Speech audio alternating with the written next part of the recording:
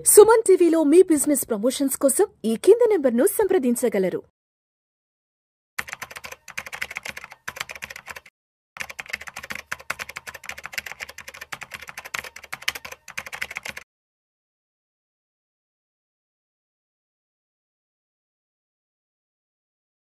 Welcome to Vishnu Talks. నేను మీ విష్ణు. ప్రస్తుతం నాతో పాటు ట్రేడర్ అండ్ ఇన్వెస్టర్ క్రిష్ ఉన్నారు. క్రిష్తో మాట్లాడదాం. Namaste Krish. Namaste Vishnu. Krish, welcome to Vishnu talks. Thank you so much for your time. Right. So Krish, ఒకసారి మార్కెట్ సినారియో గురించి మాట్లాడుకుందాం. డెఫినెట్లీ. మార్కెట్లలో కొంత ఊపు వచ్చిందేమో, కలొచ్చిందేమో, దలాల్ స్ట్రీట్ లో మళ్ళా సందడి మొదలవుతుందేమో అనిపిస్తుంది. నిఫ్టీ విషయానికి వస్తే 23,000 చేంజ్కి వచ్చేసింది. సెన్సెక్స్ విషయానికి వస్తే 76,900 వచ్చేసేసింది. ఒక్కసారి మనం జనవరి ఫిబ్రవరి సినారియో గమనిస్తే కంటిన్యూస్ గా 10 రోజులు 12 రోజులు 15 రోజుల పాటు విపరీతమైన బ్లడ్ బాత్. ఇలాంటి ఫాల్ గారు నిజంగా అంటే చాలా మంది ప్యానిక్ అయిపోయి ఇన్వెస్ట్మెంట్స్ వెనక్కి తీసేసుకొని వద్దురా బాబు మార్కెట్తో, నమస్తేరా బాబు ఈక్విటీ మార్కెట్కి నమస్తే అని చెప్పి బ్యాకప్ చేసుకుని వెళ్ళిపోయారు చాలా మంది. సో అంటే అలాంటి సినారియోస్ చూసాం. ఎప్పుడు 2024 సెప్టెంబర్ నుంచి మొన్న ఒక 4-5 రోజుల క్రితం వరకు కూడా.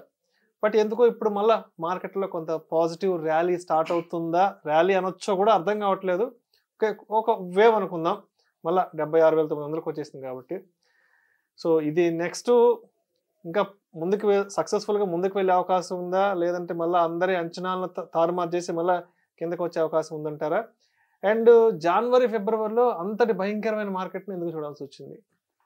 మీరు అన్నట్టు ర్యాలీ కంటిన్యూ అవుతుందా లేకపోతే మళ్ళీ కరెక్షన్ వస్తుందా అంటే డెడ్ క్యాట్ బౌన్స్ అంటారు. ఐడియా ఉంది? జనరల్గా మార్కెట్లో వింటుంటాం డెడ్ క్యాట్ బౌన్స్ అని చెప్పి ఒక వర్డ్.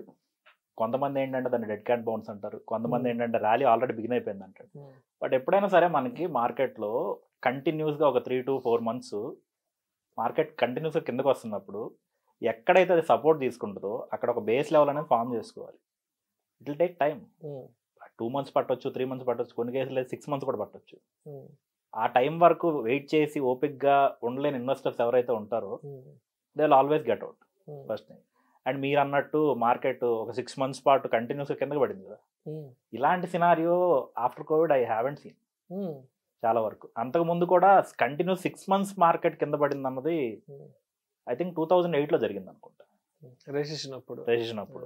అప్పటి నుంచి ఇప్పుడు దాకా ఈ కైండ్ ఆఫ్ సినారియో చూడలేదు. అండ్ లాస్ట్ టైం మనం వీడియో చేసినప్పుడు మీకు గుర్తుందా, దీనికి మనకి అప్పుడు నిఫ్టీ 24 అబవ్ ఉంది. డిసెంబర్లో చేసాము. 24 అబవ్ ఉంది. 24 అబవ్ ఉన్నప్పుడు 10% కరెక్షన్కే మీరు ఇలా విలువలాడిపోతున్నారు. ఒక 20% కరెక్షన్ నిఫ్టీలో అయితే స్టాక్స్ అనేవి ఎంత దారుణంగా పడతాయంటే మీ ఊహలకు కూడా అందదని చెప్పి అప్పుడు డిస్కస్ చేసాం. ఇప్పుడు అదే జరిగింది మార్కెట్లో. ఇప్పుడు ఏదైతే ర్యాలీ చూసి రికవరీ జరుగుతుందని ప్రతి ఒక్కళ్ళు ఎక్స్పెక్ట్ చేస్తున్నారో, ఇది జస్ట్ ఏంటంటే మనం టెక్నికల్ నాలెడ్జ్లో మాట్లాడుకోవాలంటే it's just like a short squeeze. ఎవరైతే పైనుంచి అందరు సెల్ చేసి కూర్చున్నారో చాలా వరకు ప్రాఫిట్లు బుక్ చేసుకుంటారు.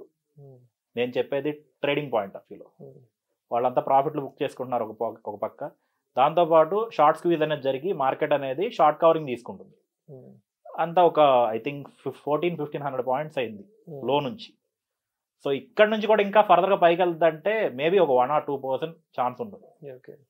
తర్వాత కొంతకాలం ఒక సైడ్ వేస్ యాక్టివిటీ అనేది ఎప్పుడైతే జరుగుతుందో మార్కెట్లో, ఓకే ఈ సపోర్ట్ బాటమ్ అనేది మనకి హోల్డ్ చేస్తుంది అని ఎప్పుడైతే ఇన్వెస్టర్ల కాన్ఫిడెన్స్ వస్తుందో, జనరల్గా ఈ మనకి ఏప్రిల్ అండ్ మార్చ్ టైంలో మార్కెట్ ఎప్పుడు కూడా కరెక్ట్ అక్కడ నుంచి ర్యాలీస్ ఎక్కువ స్టార్ట్ అవుతుండే. మనం ఒక 10-12 years నుంచి ఎప్పుడు చూసినా సరే. సో ఏప్రిల్ తర్వాత మనకి రియల్ ర్యాలీ వస్తుంది. కాకపోతే it will take time. April, May, June, July వరకు చాలా ర్యాలీ ఉంటుంది. జనరల్ గా సెప్టెంబర్ వరకు ర్యాలీ ఉంటుంది. ఆ ర్యాలీ ఉన్న టైంలో మన వాళ్ళు ఏంటంటే దాన్నే మార్కెట్, అదే మార్కెట్ ఎవ్రీ మంత్ కూడా ఉంటుందని చెప్పి అనుకుంటారు. బట్ జనరల్ థీసిస్ అది కాదు. ఒక 6 months ర్యాలీ ఉన్నప్పుడు ఒక 6 months సైడ్ వేస్ యాక్టివిటీ, డౌన్ సైడ్ మూవ్ అనేది ఉండాలి కదా. ఆపోజిట్ మూవ్, ఒక రన్నింగ్ డైరెక్షన్ కి ఆపోజిట్ మూవ్ లేకపోతే ఆపర్చునిటీ మీకు ఎక్కడి నుంచి వస్తుంది? That's called volatility, right? మీకు అన్నెసరీ థింగ్స్ అని లేకపోతే ఆపర్చునిటీ కాస్ట్ అనేది ఉండదు అక్కడ. సో కరెక్షన్ అనేది వెరీ మచ్ ఇంపార్టెంట్ మార్కెట్లో. కరెక్షన్ జరిగితేనే మనకు అవకాశం అనేది ఉండేది. ఇప్పుడు జరిగింది కాబట్టి ఇప్పుడు ఏదైతే ఉందో ప్రతి ఒక్కళ్ళు దీన్ని ఒక అవకాశం కింద తీసుకొని మీరు ఎస్ఐపి స్టార్ట్ చేసుకోండి. 6 monthsకో లేకపోతే 1 yearకో 2 yearsకో లాంగ్ టర్మ్కి ఏదో ఒక 1 monthలో మళ్ళీ పైకి వెళ్తుంది, నాకు కొంచెం మార్కెట్లో మనీ వస్తాయి అని చెప్పి పెట్టారంటే చేతులు కాలుతాయి. సో ఇప్పుడు క్రిష్ లాస్ట్ 6 months జరిగిన సినారియో మొత్తం చూస్తే ఎఫ్ఐఐలు కంటిన్యూ సెల్లింగ్ చేసుకొని వెళ్ళిపోయారు. అసలు 6 months కాదు విష్ణు, ఆల్మోస్ట్ 14-15 months అవుతుంది. Okay 14-15 months. సో ఎఫ్ఐలు ప్రతిరోజు 5-6 వేల కోట్ల రూపాయలు సెల్లింగ్ చేసుకుని వెళ్ళిపోయారు. సరే, మన డిఐలు కూడా చాలా సపోర్ట్ ఇచ్చారు. అంటే బయటకి ఎంత వెళ్తుందో మన వాళ్ళు కూడా ఇన్పుట్ పెనిట్రేషన్ ఇన్వెస్ట్మెంట్ అంతే చేశారు. అవును. ఒక 3-4 days నుంచి ఎఫ్ఐఏలు మళ్ళా మార్కెట్లోకి ఎంటర్ అవుతున్నారు, వెనక్కి వస్తున్నారన్న సంకేతాలు కూడా వినిపిస్తున్నాయి. ఏంటి నిజంగా ఎఫ్ఐలు అనే వాళ్ళు మనసు మార్చుకొని మళ్ళీ ఇండియన్ మార్కెట్లోకి మళ్ళీ రూట్ ఆన్ అవుతున్నారా? ఎఫ్ఐఎస్ మీరు లాస్ట్ 14-15 months నుంచి చూస్తే వాళ్ళు కంటిన్యూస్గా సెల్ చేస్తున్నారు. ఆల్మోస్ట్ మన కరెన్సీలో చెప్పాలంటే 3,20,000 కోట్లు పైన సెల్ చేశారు. అంత సెల్లింగ్ కోవిడ్లో కూడా జరగలేదు. అవును. అలాంటి సెల్లింగ్ మొత్తాన్ని అబ్జర్వ్ చేసుకొని మన వాళ్ళు మార్కెట్ని అయితే ఆ 10-15% కరెక్షన్ కంటే దాటినకుండా హోల్డ్ చేశారు, which is actually very good for the market. కానీ ఈ ఎస్ఐబి మనీ ఎవరైతే చేశారో SIP money, they are not feeling comfortable right now. మీరు లాస్ట్ మంత్ డేటా చూడండి, 51,000 డిమాట్ అకౌంట్స్ క్లోజ్ అయినాయి. దాంతోపాటు 25% ఎస్ఐపి డ్రాప్ అయింది. ఎందుకంటే mutual funds don't have option. 5% కంటే క్యాష్ ఎక్కువ ఉంచుకోకూడదు వాళ్ళ దగ్గర, మార్కెట్లో పోర్ చేయాల్సిందే. అలా అని చెప్పి వాళ్ళు ఎస్ఐపి చేస్తున్నారు. ఒక పక్క వాళ్ళు సెల్ చేస్తున్నారు, వీళ్ళు బై చేస్తున్నారు. వాళ్ళకి బెటర్ ఎగ్జిట్స్ దొరుకుతున్నాయి, వీళ్ళకి ఆప్షన్ లేక బై చేస్తున్నారు. సో ఇది కంటిన్యూస్ అవుతుండగా ఇప్పుడు ఎఫ్ఐఎస్ ఏంటంటే మీరు అన్నట్టు మనసు మార్చుకుంటున్నారు అని చెప్పి మీరు అనుకుంటున్నారు. మనసు మార్చుకోవడం అనేది ఒక పాయింట్ అయితే, రెగ్యులేటరీతో ఉన్న ఇష్యూస్, మనకి రెగ్యులేటరీతో ఉన్న ఇష్యూస్ ఏంటంటే ఫైనాన్స్ మినిస్టర్ కూడా ఒకసారి పార్లమెంట్లో అన్నారు, ఎఫ్ఐఎస్ అనే వాళ్ళు వస్తుంటారు పోతుంటారు, మా లోకల్ మనీ వాళ్ళు డిఐఎస్ అండ్ రీటైలర్స్ ఎప్పుడు సపోర్ట్ చేస్తారు మార్కెట్కి అని చెప్పి. ఈ చూసి ఏంటంటే మనకి ఎఫ్ఐఎస్తో ఒక కాంప్లికేషన్ ఏంటంటే ఇండియాలో ఉన్న టాక్సేషన్ ఉంది కదా, బయట ఏ కంట్రీ లేదు. వాళ్ళు ఏమంటారంటే మాకు ఆ టాక్సేషన్ తగ్గించండి, కార్పొరేట్ టాక్సేషన్ కానీ ఇది కానీ టాక్సేషన్ తగ్గిస్తే మాకు బెటర్ ఆపర్చునిటీ ఉంటుంది అంటే government is not agree. So ఇప్పుడు రీసెంట్గా సెబీ ఏం చెప్తుందంటే మీరు అన్నట్టు లాస్ట్ 1 week నుంచి మేమేంటంటే కొంచెం సెక్యూరిటీ మెజర్స్ తీసుకుంటున్నాం, ఎఫ్ఐఎస్కు వెళ్ళిపోకుండా వాళ్ళకి ఫేవరబుల్ డెసిషన్ వచ్చేలా మేము ప్లాన్ చేస్తున్నాం అని కంటిన్యూస్గా ఏంటంటే న్యూస్ వస్తుంది బయటికి. సో దాన్ని బేస్ చేసుకోవడం ఒకటైతే, వాళ్ళు సెల్ చేసిన వాల్యూమ్ ఏం తక్కువ వాల్యూమ్ కాదు. ఇప్పుడు దాకా ఆల్మోస్ట్ 6 months నుంచి సెల్ చేసిన వాల్యూము, నేను ఐ థింక్ సోషల్ మీడియాలో యాక్టివ్గా ఉన్నప్పుడు వన్ ఆఫ్ ది పర్సన్ అడిగితే అప్పుడు ఎంత 1,00,000 కోట్లు ఇప్పుడు సెల్ చేస్తున్నారు.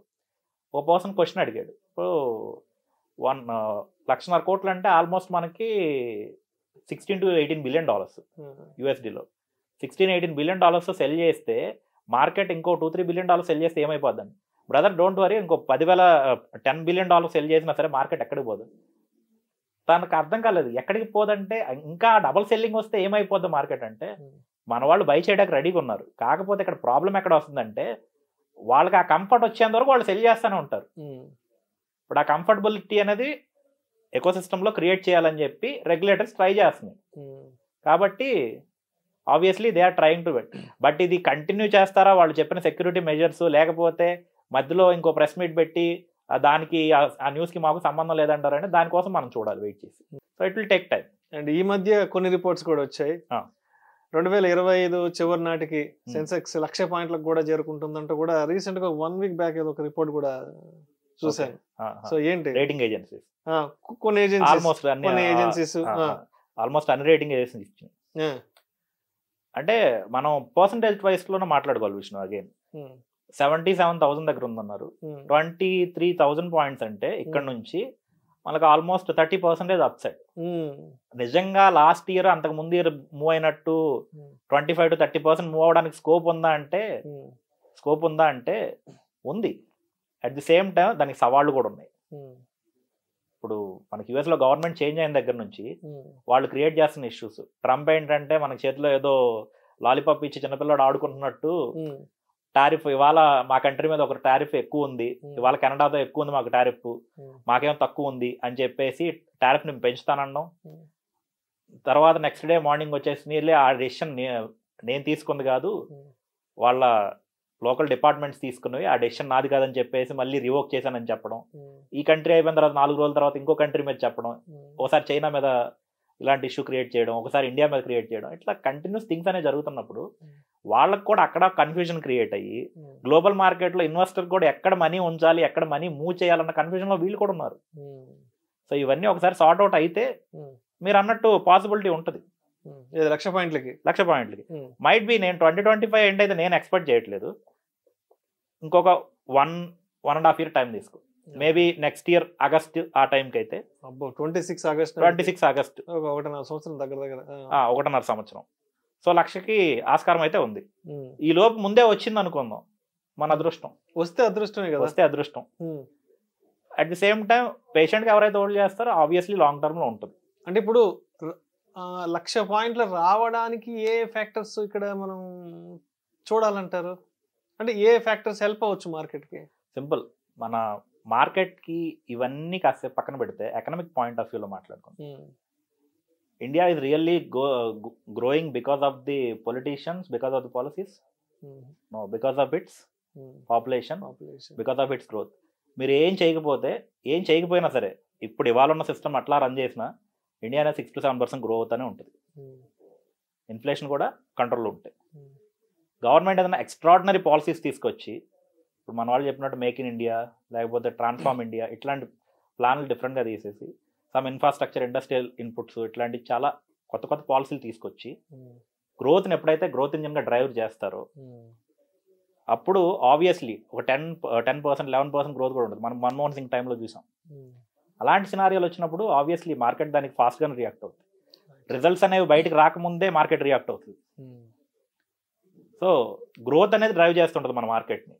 మిగతా కంట్రీల లాగా వాళ్ళకి ఏంటంటే అక్కడ పాలసీస్ మీద డిపెండ్ అయి ఉంటుంది. ఇండియాకి ఏంటంటే biggest assets is our population and consumption. ఇది ఉన్నంత వరకు ఏంటంటే మనకి అటువంటి ఇష్యూస్ ఇంకొక 30-40 years అయినా కూడా ఇండియా ఇట్లాగే గ్రో అవుతానే ఉంటుంది. సో మొత్తానికి ఈ 1,00,000 పాయింట్ల మార్కెట్లు అనేది 2025 చివరాఖరికి వెళ్ళొచ్చు, లేదా 2026 మధ్యలో కూడా వెళ్ళొచ్చు. Thank you so much Krish. Thank you so much Vishnu.